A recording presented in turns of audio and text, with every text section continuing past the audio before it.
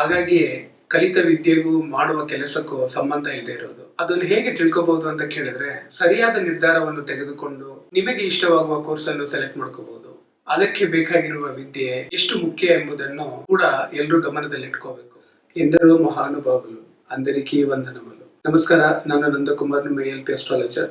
ಈಗಾಗಲೇ 10ನೇ ತರಗತಿಯ ಪರೀಕ್ಷೆ ಮುಗಿಸಿ ಮುಂದೆ ಏನ್ ಓದ್ಬೇಕು ಅಂತ ಯೋಚನೆ ಮಾಡ್ತಾ ಇರೋರಿಗೋಸ್ಕರ ಈ ವಿಡಿಯೋ. ನನ್ನ ಹಿಂದಿನ ಒಂದು ವಿಡಿಯೋದಲ್ಲಿ ಹೇಳಿದಂತೆ ಕಲಿಕೆಯ ಗುರಿ ಈಗ ಸಂಪಾದಿಸುವುದಾಗಿದೆ. ಹಾಗಾಗಿ ತನ್ನ ಜೀವನದಲ್ಲಿ ಯಾವ ವೃತ್ತಿಯಲ್ಲಿ ತೊಡಗಿಸಿಕೊಳ್ಳಬೇಕೆಂಬ ಉದ್ದೇಶದಲ್ಲಿ, ಆಸೆಯಲ್ಲಿಯೇ ಇಂದಿನ ವಿದ್ಯಾಭ್ಯಾಸದ ಆಯ್ಕೆಗಳು ನಡೆಯುತ್ತಿದೆ. ಇದರಲ್ಲಿ ಹೆಚ್ಚು ಭಾಗ ಪೋಷಕರು ಅವರ ಆಸೆಗಳನ್ನು ತಮ್ಮ ಮಕ್ಕಳ ಮುಖಾಂತರ ನೆರವೇರಿಸಿಕೊಳ್ಳಬೇಕೆಂಬ ಬಯಕೆಯಿಂದ ಮಕ್ಕಳ ಶಕ್ತಿಗೂ ಮೀರಿದ ಕೋರ್ಸ್ಗಳನ್ನು ಸೆಲೆಕ್ಟ್ ಮಾಡಿ ಮಕ್ಕಳಿಗೆ ತೊಂದರೆಗಳು ಉಂಟಾಗಿರುವ ಹಲವು ಉದಾಹರಣೆಗಳನ್ನು ನಾವು ನೋಡಿದ್ದೇವೆ. ನಮ್ಮಲ್ಲಿ 100ಕ್ಕೆ 70ರಿಂದ 80% ವಿದ್ಯಾರ್ಥಿಗಳು ತಾವು ಕಲಿತ ವಿದ್ಯೆಗೆ, ಪಡೆದ ಡಿಗ್ರಿಗೆ ಸರಿಯಾದ ಕೆಲಸ ಮಾಡ್ತಿದ್ದಾರೆ ಅಂತ ಕೇಳಿದ್ರೆ ಖಂಡಿತ ಇಲ್ಲ ಅಂತಾನೆ ಹೇಳ್ಬೇಕು.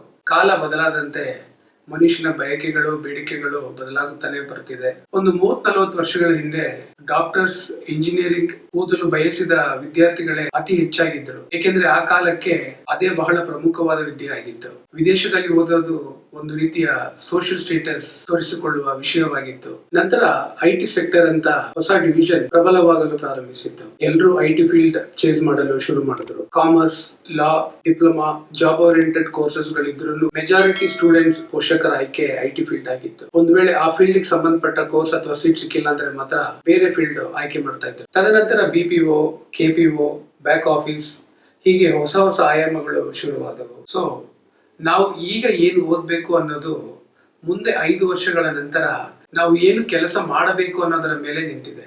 ಅದನ್ನು ಹೇಗೆ ತಿಳ್ಕೋಬಹುದು ಅಂತ ಕೇಳಿದ್ರೆ, ನಿಮ್ಮ ಜಾತಕದಲ್ಲಿ LP ಲಗ್ನ ಇಲ್ಲಿದೆ ಎಂಬುದನ್ನು ಅನಲೈಸ್ ಮಾಡಿ ಸರಿಯಾದ ನಿರ್ಧಾರವನ್ನು ತೆಗೆದುಕೊಂಡು ನಿಮಗೆ ಇಷ್ಟವಾಗುವ ಕೋರ್ಸ್ ಅನ್ನು ಸೆಲೆಕ್ಟ್ ಮಾಡ್ಕೋಬಹುದು. ನಿಮ್ಮ ಸ್ನೇಹಿತರು ಏನು ಓದ್ತಾರೆ, ನಿಮ್ಮ ಅಕ್ಕಪಕ್ಕದ ಮನೆಯವರು, ಪರಿಚಯದವರು, ನೆಂಟರು, ಇವರ ಬಗ್ಗೆ ಎಲ್ಲ ಯೋಚನೆ ಮಾಡದೆ ನಿಮ್ಮ ಜಾತಕ ಯಾವುದಕ್ಕೆ ಪೂರಕವಾಗಿದೆ ಎಂಬುದನ್ನು ಮಾತ್ರ ನೋಡಿ. ಮದುವೆಗೆ ಗಂಡು ಹೆಣ್ಣು ನೋಡುವಾಗ ಜಾತಕದ ಹೊಂದಾಣಿಕೆ, ಸೋಷಿಯಲ್ ಸ್ಟೇಟಸ್, ಇನ್ಕಮ್, ಆಸ್ತಿ, ಹೀಗೆಲ್ಲ ಹಲವು ವಿಚಾರಗಳನ್ನು ಪರಿಶೀಲಿಸಿ ಮದುವೆ ಮಾಡಿಸ್ತೇವೆ. ಆದರೆ ಆ ಬಾಳ ಸಂಗಾತಿಯನ್ನು ಸಾಕಲು ಅಥವಾ ಅವರಿಗೆ ಸಪೋರ್ಟ್ ಮಾಡಲು ಬೇಕಾಗಿರುವ ಹಣ, ಅದನ್ನು ಸಂಪಾದಿಸಲು ಬೇಕಾಗಿರುವ ಉದ್ಯೋಗ ಅಥವಾ ವ್ಯಾಪಾರ, ಅದಕ್ಕೆ ಬೇಕಾಗಿರುವ ವಿದ್ಯೆ ಎಷ್ಟು ಮುಖ್ಯ ಎಂಬುದನ್ನು ಕೂಡ ಎಲ್ಲರೂ ಗಮನದಲ್ಲಿಟ್ಕೋಬೇಕು. ನೀವು ಕೇಳಬಹುದು, ಎಲ್ಲರೂ ಜಾತಕ ನೋಡಿ ತಮ್ಮ ಕೋರ್ಸ್ ಸೆಲೆಕ್ಟ್ ಮಾಡ್ತಾರ ಅಂತ. ಖಂಡಿತ ಇಲ್ಲ. ಹಾಗಾಗಿಯೇ ಕಲಿತ ವಿದ್ಯೆಗೂ ಮಾಡುವ ಕೆಲಸಕ್ಕೂ ಸಂಬಂಧ ಇಲ್ಲದೆ ಇರೋದು. ಅವರವರ ವಿಧಿಯ ಪ್ರಕಾರನೇ ಎಜುಕೇಶನ್, ಜಾಬ್ ಎಲ್ಲ ಸೆಟ್ ಆಗೋದು. ಆ ವಿಧಿಯನ್ನು ಮೊದಲೇ ತಿಳಿದುಕೊಳ್ಳಲು ದೇವರು ನೀಡಿರುವ ವರಪ್ರಸಾದವೇ ಜ್ಯೋತಿಷ್ಯ ಶಾಸ್ತ್ರ. ಇನ್ಫ್ಯಾಕ್ಟ್ ಬಹಳ ಜನರಿಗೆ ಕೆರಿಯರ್, ಪ್ರೊಫೆಷನ್ ಚೇಂಜ್ ಆಗಿರುತ್ತೆ. ಅದಕ್ಕೆ ಅವರ ಜಾತಕದಲ್ಲಿ 10ನೇ ಭಾವದ ಅಧಿಪತಿಯ ಬದಲಾವಣೆಗಳೇ ಕಾರಣವಾಗಿರುತ್ತೆ. ನಮ್ಮ LP ವಿಧಾನದ ಪ್ರಕಾರ ಲಗ್ನವು 10 ವರ್ಷಗಳಿಗೊಮ್ಮೆ ಬದಲಾಗುತ್ತೆ. ಅದಕ್ಕಾಗಿ ನಿಮ್ಮ ಪ್ರಸ್ತುತ LP ಲಗ್ನದಿಂದ 10ನೇ ಭಾವದ ರಾಶಿ, ಅದರ ಅಧಿಪತಿ ಎಲ್ಲಿದ್ದಾರೆ ಎಂಬುದನ್ನು ಅರಿತು ನಿಮ್ಮ ಮುಂದಿನ ವಿದ್ಯಾಭ್ಯಾಸವನ್ನು ಸೆಲೆಕ್ಟ್ ಮಾಡ್ಕೊಂಡ್ರೆ ಅದು ಕರೆಕ್ಟ್ ಆಗಿರುತ್ತೆ. ಕೆಲವರಿಗೆ ವಿಧಿಯ ಪ್ರಕಾರವೇ ಎಜುಕೇಶನ್, ಪ್ರೊಫೆಷನ್ ಸೆಟ್ ಆಗಿರುತ್ತೆ. ಆದ್ರೂ ಅವ್ರ ಮನಸ್ಸಲ್ಲಿ ಯಾವ್ದಾದ್ರು ಒಂದು ವಿಷಯದ ಬಗ್ಗೆ ಆಸಕ್ತಿ ಇರುತ್ತದೆ. ಅದನ್ನೇ ಅವರು ಹಾಬಿ, ಟೈಮ್ ಪಾಸ್ ಮೂಲಕ ನೆರವೇರಿಸಿಕೊಳ್ತಾರೆ. ನಾವು ಮೊದಲೇ ನಮ್ಮ ಜೀವನದ ಹಾದಿಯನ್ನು ತಿಳ್ಕೊಂಡ್ರೆ ಇಂತಹ ಪರಿಸ್ಥಿತಿಯನ್ನು ಅವಾಯ್ಡ್ ಮಾಡಬಹುದು. ಕೆಲವರಿಗೆ ರೆಗ್ಯುಲರ್ ಕೆಲಸಕ್ಕಿಂತ ವಿಭಿನ್ನವಾದ ಕ್ಷೇತ್ರ ಅಥವಾ ಬಿಸಿನೆಸ್ ಮಾಡುವ ಇಚ್ಛೆ ಇರುತ್ತದೆ. ಆದರೆ ಇದನ್ನು ರಿಯಲೈಸ್ ಮಾಡಿಕೊಳ್ಳುವಷ್ಟರಲ್ಲಿ ರಾಂಗ್ ಫೀಲ್ಡ್ ಎಜುಕೇಶನ್ ಕಂಪ್ಲೀಟ್ ಆಗಿರುತ್ತೆ. ಅಷ್ಟು ವರ್ಷಗಳ ಕಾಲ ಟೈಮ್ ಕಷ್ಟಪಟ್ಟು ಓದಿದ್ದು, ಅದರ ಖರ್ಚು, ಇವೆಲ್ಲವನ್ನು ಆಲೋಚನೆ ಮಾಡಿ ಸಿಕ್ಕ ಕೆಲಸವನ್ನು ಮಾಡ್ಕೊಂಡಿರ್ತಾರೆ. ದಯವಿಟ್ಟು ನಿಮ್ಮ ಜಾತಕದಲ್ಲಿ 10 ವರ್ಷಗಳ ಕಾಲದ